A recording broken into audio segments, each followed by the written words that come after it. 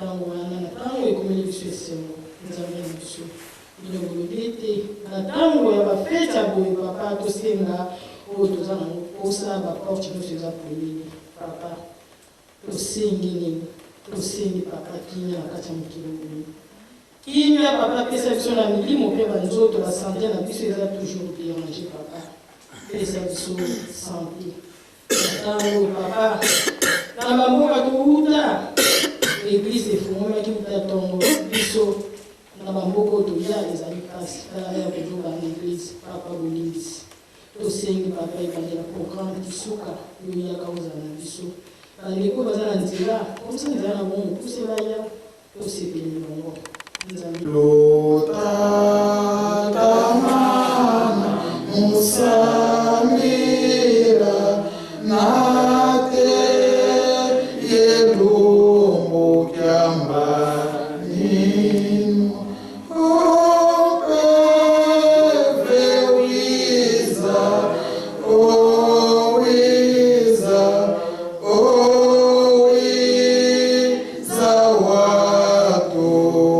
watosadi nzambe na ngai tika ete ya liboso kokolimbisa ngai mwana na yo po ete naponami kolela mpona bajeune ngai nazali pure te papa tika ete olimbisa nga po ete okoka koyoka libondeli oyo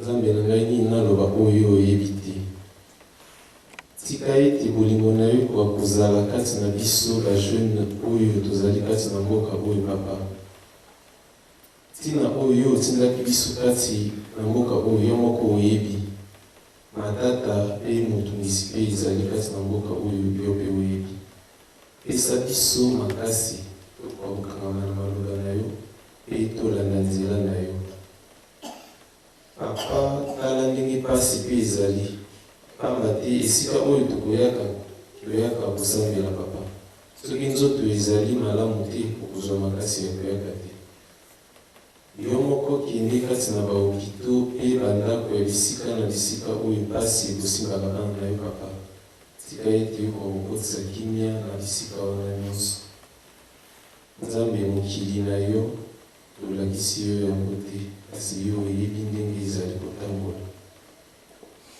pesa kimia na bana na yo bisika banso oyo bazali papa pamba te tozali kobeta mabaku na oyo tozali komona na mokili na oyo tozali mpe komona kati na lingomba papa pesa biso makasi po ete tokosurmonte bamoment oyo nzambe mokolo ya lelo eza mokolo ya fete papa mabondeli na biso toyebi ete kokoma pamba te bino bolobaki mikolo ya bafete na bino nde tosenga manso po likolo eza kolele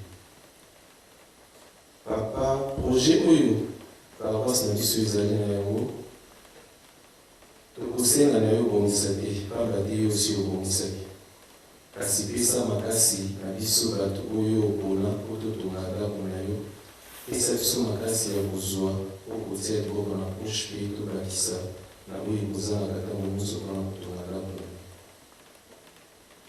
nzambe papa yo oyebi mpasi ya mwana moko na moko tika ete yo kokokotisa kimia na kati ya bomoi na biso kimia na yo ekokazala kati na lingomba na yo kimia kati na mabota na biso banso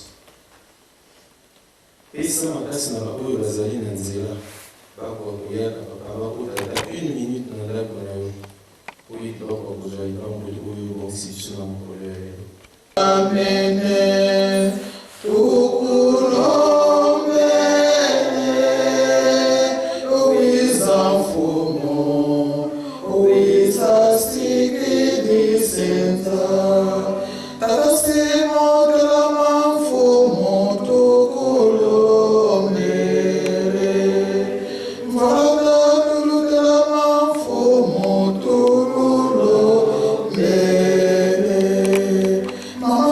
ezali etelemo ya makolo na yo na bolingo naki mokili otilelaki biso mwana na yo ya motema oyo yesu oyo andimaki kokita na se mpona okoluka biso bato pamba mpe asopaki makila na ye ya ntango mpona biso bato tozanga ntina na bozongela kiti na bokonzi nkolo yesu pesaki biso elaka ete okosenga na tata po ete atindela biso tata molimo mosantu oyo akozala na biso libela na libela na bolingo na yo nde otindeli biso tata molimo mosantu papa semoki mbao ye andimaki mokumba oyo epesemelaki ye yango biso bana na yo tomati na ngomba nde mokolo oyo ya le 2 avril na mokumba oyo opesaki ye nde mokolo oyo nzoto na yo etaki na lubumbashi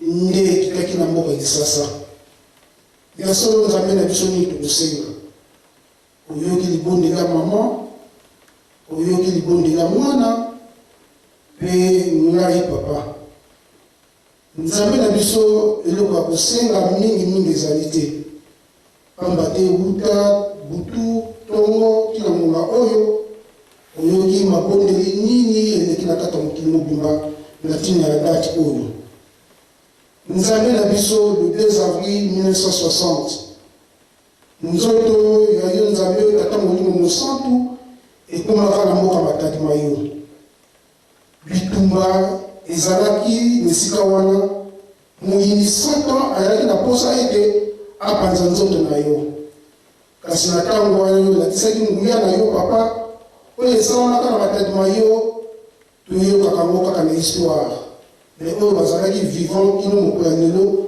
toyokaka témoignage wana papa ya solo elakisaki ete yo tata molimo mosantu oyaki mpo na biso papa oyoki mama ndenge aleli oyoki mwana ndenge asengi papa ya solo mpasi eza kati na biso bozongi na yo na mboka kisasa ya solo papa okokisaki bilaka oyo maloba na yo olobaka uta 1921 ete mundele akozonga moyindo akokoma mundele mundele akokoma moyindo ya nsima nango tomonaki ya solo papa indépendance eyaka na afrique mobimba e molimo mosantu asalaka papa uta ntango wana papa ya solo moto moyindo tokokaki kososola te yo papa kimbango ozali nani ya solo nzambe na biso limisa biso pamba te tobebisi na 1960 tobebisi na 1992 yo kaka papa molimo mosantu nzoto oyo na yo eye tobami yo mabanga nzambe na biso lelo tokomi na 2015 ikolobi na biso ete lisumu mobungi nyonso ezali lisumu papa ya solo tozala masumu ebele tosalaka masumu mingi soko tali masumu na biso oyo tozali kaka na esika oyo moko te akoki kobengama mwana ya nzambe yango papa tosengaka ntango nyonso mawa na yo kokosala bakati na biso papa na ntina masumu na biso tala pasi ndenge ye liwa kufa maladi nzala makambo ya ndenge na ndenge kati na biso papa na ntina nini na ntina kozanga kotosa yo nzambe tata molimo mosantu pamba te mokandata nzambe elobi ete finga na yo nzambe tata finga na yo nzambe mwana kasi soko osefingi tata molimo mosantu bolimisa ezali te kasi yo bofingaki yo te tobambaki yo mabanga tobundisi yo totioli yo kino lelo tata molimo mosantu toza kofingama yo tata simoki mbango mpe ngani toza kofinga yo toza kotiola yo toza kolobama ya ndenge na ndenge na ntina na yo nzambe na biso tokozwa kimia ndenge nini papa tokolela lisusu epa na yo yokela biso mawa papa otala mabunga na biso te tala pasi na kati ya bandako na biso tala pasi na kati ya bafamile na biso tala pasi kati na biso moko papa tala ndenge toza komenyokoma papa surtout biso moto okanisaki ete toye na poto tokozwa momengo nyonso na mboka oyo papa kasi kati na biso papa pasi na pasi kondila pasi kondima teke moto aza na kati ya poto aza kokufa mpe nzala aza kolela mpe nzala nzambe na biso nivo nini tokomi mosala eza te pasi makambo ebele na ebele na mboka oyo papa nzambe na biso elobi na biso ete bana na ngai oyo baza bilembo na ngai na 1990 olobi oyo nyonso azali mwana na ngai ya solo bokomona mopepa ngo kasi kozwa bino te papa Papa Simon Kimbangu Kiangani, toyongolele epai na yo oyo nzambe na biso papa. Yo lobi ete ngai nakokokisa bitaka. Totali esika nyonso tokenda mbanda nsando otamboli na bisika ndenge na ndenge. Pamba te poso na yo ezali ete okokisa bitaka oyo ya 1921 na oyo ya papa na kombo ya papa Zanyenda bilaka bapromese nyonso yo lobi ete ngai naye kokokisa. Ya solo tuyemdimi ete yo ozali tata molimo mosantu. Biso mpe ezali bilaka oyo batata batika ekokoka na kati na yo ya kotia libaya na kati ya mokili ya poto papa. Ya solo papa yo poni na yo bato oyo baza na mbongo te. Oponi mwa pepiniere moko ezaka ntina oyo bengaki basaloniere. Bakoza kotyola kofinga boza bata 26 boza baeboye boza boye kasi yo poni mwa pepiniere oyo ete tokokotia libaya. Tango totangi kombo ya libaya Satana telemi na niveau nyonso alobi ete akotala esika nini bokotelisa libaya papa. Akimisi biso liboso mbongo, akimisi biso bolingo, atie mobulu kati na biso pamba te eloko wana tokokosala ngo te. Eputa yo tata molimo mosantu papa Simon Kimbangu Kiangani yo lobi ete ngai na ye kokokisa bilaka oyo batata batika kati na bino. Ya solo papa tomoni ete ya solo ozali nzambe. Bilaka mpe oyo ya poto ekokoka na kati na yo papa. Otala bandako na biso. Baposhe na biso ezali polele. Tia nzoto na biso, baposhe na biso, na bandako na biso, pesa biso bamoye tia mbongo papa. Pamba te yo papa Simon Kimbangu obetaka tolo lobi ete ngai Kimbangu nazali mvwama. Eloko moko te na mokili ekoki kokima ngai. Nzambe na biso totie nikia. Otala bandako na biso. Longola maladi, longola liwa, longola nzala, longola pasi. Kotisa bolingo, kotisa mbongo po ete totia libaya na kati ya poto. Kotisa nyonso ezali biso oyo ya molimo mosantu ezala kati na biso papa. Soldats de bien vouloir venir officier cette cérémonie.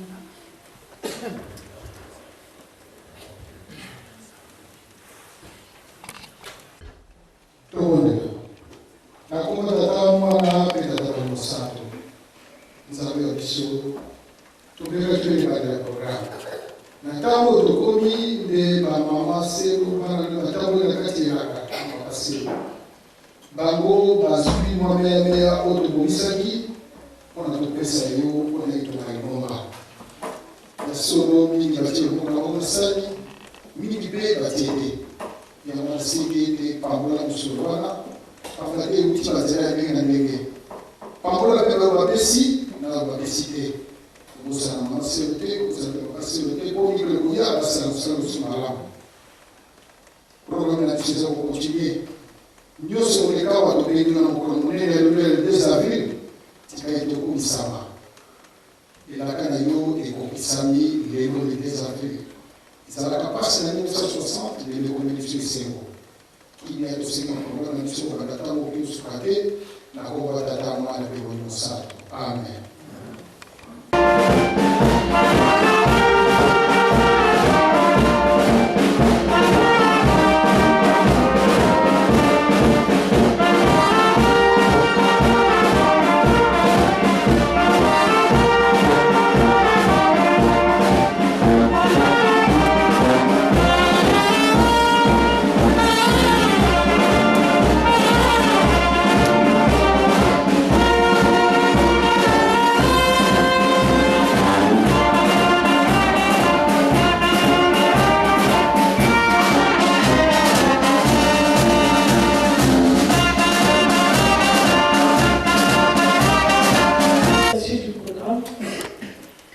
Nous allons commencer la lecture des textes du jour. Alors, le texte du jour est tiré du livre de Deutéronome, Deutéronome 28, uniquement le premier verset. Donc, le premier texte du jour, c'est Deutéronome 28, uniquement le premier verset. Nous avons aussi un deuxième texte qui est tiré de Job, Job 8, de 5 à 9. Donc le premier texte, Deutéronome 28, verset 1. Le deuxième texte, Job 8, de 5 à 9. Nous allons commencer la lecture au nom du Père, du Fils et du Saint-Esprit. Si tu obéis à la voix de l'Éternel ton Dieu, en observant et en mettant en pratique tous ces commandements que je te prescris aujourd'hui, l'Éternel ton Dieu te donnera la supériorité sur toutes les nations de la terre. Je vais relire le verset. Si tu obéis à la voix de l'Éternel ton Dieu en observant et en mettant en pratique tous ces commandements que je te prescris aujourd'hui, l'Éternel ton Dieu te donnera la supériorité sur toutes les nations de la terre.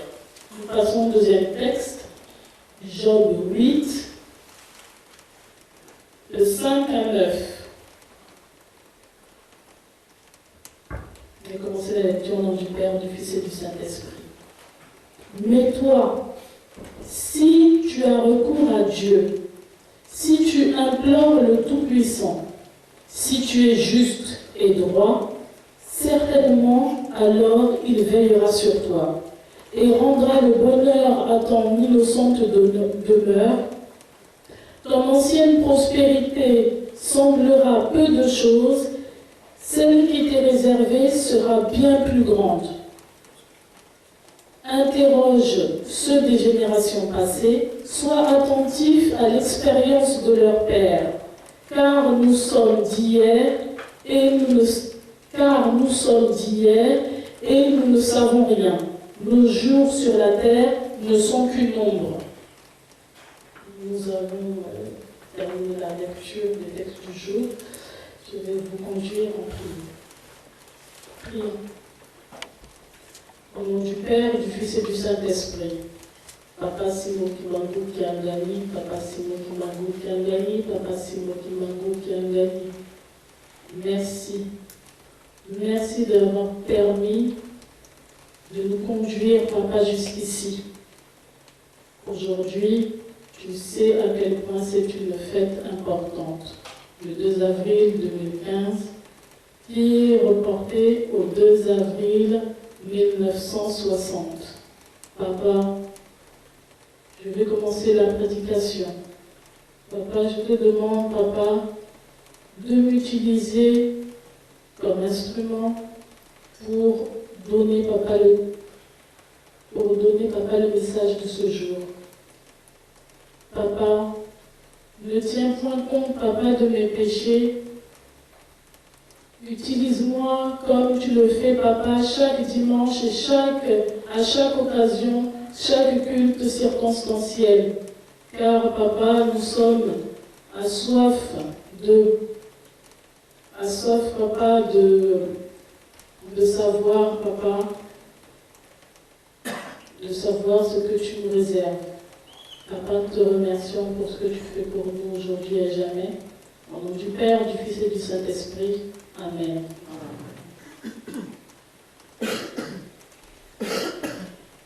La journée d'aujourd'hui est une journée anniversaire, le 2 avril 2015, comme je disais tout à l'heure dans la prière. Et en fait, une journée historique pour nous. Le 2 avril 1960, c'est le jour où le corps de Papa Simon Kimbangu avait été, nous est revenu. Cette journée, en fait, du 2 avril est la fin d'une succession d'événements. Tout commence par l'annulation des mesures de répression contre l'Église kibanguiste. Alors, il y avait un arrêté qui stipulait que l'Église kibanguiste, tous les cultes kibanguistes devaient être interdits. Cet arrêté a été révoqué car il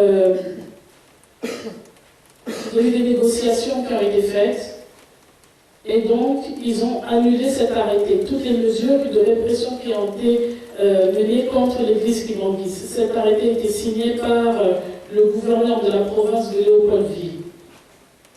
Du coup, le nombre de kibangistes avait afflué. Il y avait de plus en plus de kibangistes. Ce qui a suscité la jalousie d'autres églises, des missions, et donc les missionnaires n'étaient pas vraiment contents de cette évolution. Donc il y a eu plusieurs événements, dont un qui est quand même significatif, c'est que les élèves kibangistes ont été virés en fait des écoles, parce qu'une grande partie des écoles à l'époque, c'était des écoles qui étaient tenues par les missionnaires, c'était des écoles de mission. Donc du coup, Papa Djangena a pris l'initiative de faire en sorte qu'on crée des écoles kibangistes, d'où la première école qui a été créée le 4 janvier 1960.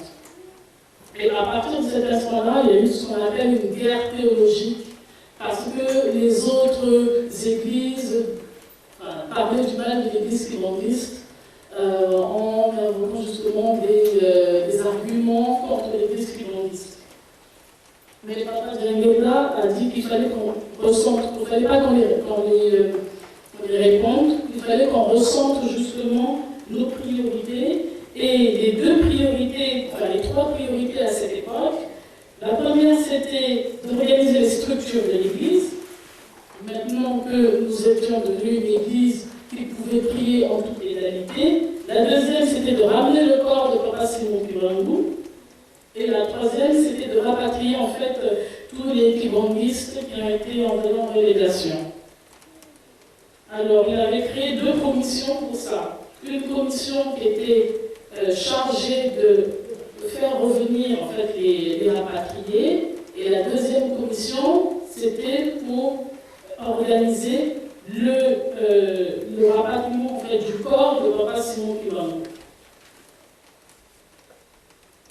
Papa Simon Kibangu était enterré à Elisabethville. Entre Léopoldville et Elisabethville, il y avait 2000 km. Il y a 2000 km. Donc, c'était un voyage qui s'annonçait très long. Ils sont partis de Léopoldville. Le 9 mars 1960 et ils sont arrivés à Elisabethville le 19 mars 1960. Donc 10 jours de trajet, 10 jours de voyage. L'exhumation du corps de Papa Simon Kibangu s'est faite le 25 mars 1960. Ils ont fait une cérémonie circonstancielle et ils ont exhumé le corps. Lors de cette cérémonie, nous savons par rapport à les dires de ce qui s'était passé qu'une personne type européen avait pris une partie de la terre où Papa Simon Kibangu a été enterré pour, je ne sais pas pourquoi faire, mais ça va être